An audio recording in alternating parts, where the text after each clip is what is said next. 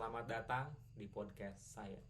Pada episode ini, kita akan menjelajahi kehebatan Balance Scorecard sebagai alat penting dalam mengelola kinerja organisasi. Saya adalah tuan rumah podcast ini, dan mari kita mulai. Selama ini, organisasi seringkali hanya fokus pada aspek keuangan sebagai penentu utama kinerja mereka. Namun, Balance Scorecard memberikan pendekatan yang lebih komprehensif. Balance Scorecard adalah kerangka kerja strategis yang membantu organisasi mengukur dan mengelola kinerja mereka dengan mempertimbangkan faktor keuangan dan non-keuangan. Ini membantu organisasi memiliki pandangan yang seimbang tentang performa mereka. Lanjut ke bagian kedua. Di bagian kedua, kita akan mengenal tentang sejarah dan prinsip-prinsip Balance Scorecard.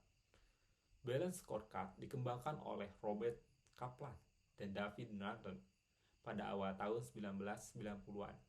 Mereka menyadari bahwa kinerja organisasi tidak hanya bisa diukur dari perspektif keuangan saja. Oleh karena itu, mereka merumuskan 4 perspektif penting, yaitu keuangan, pelanggan, proses internal, dan pembelajaran serta pertumbuhan. Prinsip dasar Balance Scorecard adalah menciptakan keseimbangan antara perspektif-perspektif ini untuk mencapai tujuan jangka panjang. Lanjut ke bagian ketiga. Di bagian ketiga, kita akan membahas tentang perspektif pertama, yaitu keuangan. Dalam perspektif keuangan, organisasi menetapkan tujuan dan mengukur kinerja mereka berdasarkan faktor-faktor keuangan. Indikator kinerja seperti pendapatan, laba bersih, return on investment atau ROI, dan pengurangan biaya menjadi fokus dalam perspektif ini. Pengukuran keuangan membantu organisasi menilai keberhasilan mereka dalam mencapai tujuan finansial jangka pendek dan jangka panjang. Bagian keempat, kita akan membahas tentang perspektif kedua, yaitu pelanggan. Perspektif pelanggan mengarahkan perhatian pada kepuasan dan kebutuhan pelanggan.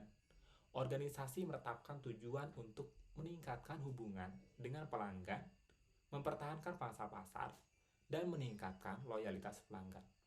Pengukuran kinerja seperti tingkat kepuasan pelanggan, retensi pelanggan, dan pangsa pasar menjadi indikator penting untuk memastikan organisasi tetap relevan dan sukses di mata pelanggan. Bagian kelima, kita akan membahas tentang perspektif ketiga, yaitu proses internal.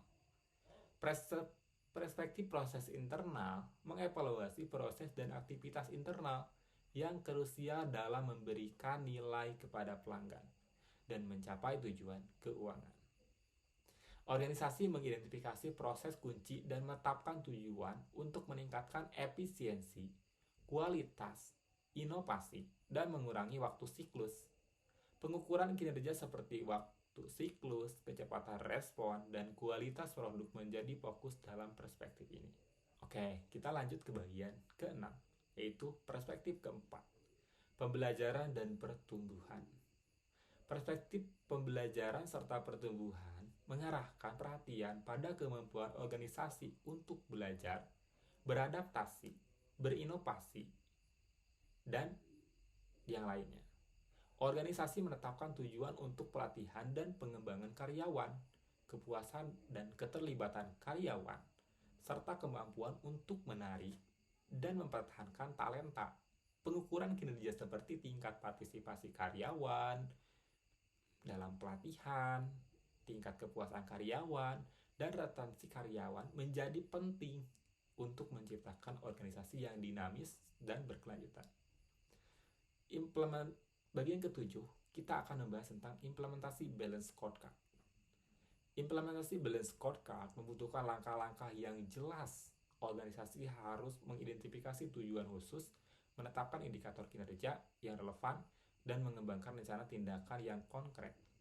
Manajemen kinerja dan pengukuran secara teratur juga diperlukan untuk memastikan organisasi tetap berjalan sesuai dengan rencana dan dapat menyesuaikan strategi jika diperlukan.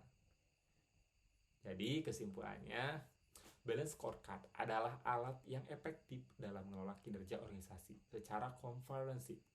Dengan memperhatikan 4 perspektif utama, organisasi dapat mencapai 7 keberhasilan jangka panjang. Jadi, jangan ragu untuk menerapkan balance scorecard dalam organisasi Anda. Dan lihatlah keajaiban yang bisa terjadi. Terima kasih telah mendengarkan podcast ini. Kali ini tentang balance scorecard. Semoga Anda mendapatkan wawasan yang berharga di topik ini. Jangan ragu untuk memberikan tanggapan atau pertanyaan Anda melalui kolom komentar. Sampai jumpa.